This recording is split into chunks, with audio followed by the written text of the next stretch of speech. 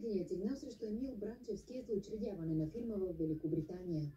Създаването на тази фирма е станало без мое знание, без мое съгласие, чрез кражба на личните ми данни, а това е престъпление. И аз, като гражданин и като кмет, искам да разбера кой е извършител. Вторият сигнал е за продължаване на трудови правоотношения с болница в Германия.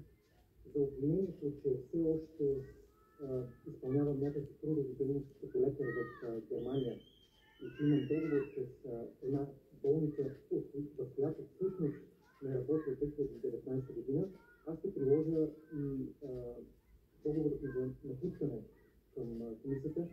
Това е абсолютно несъстоятелна жалба.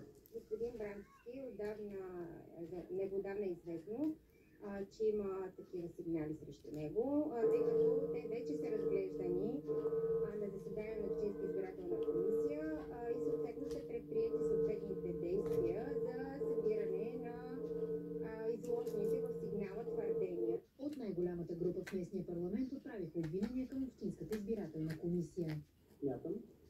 Какво правиш там?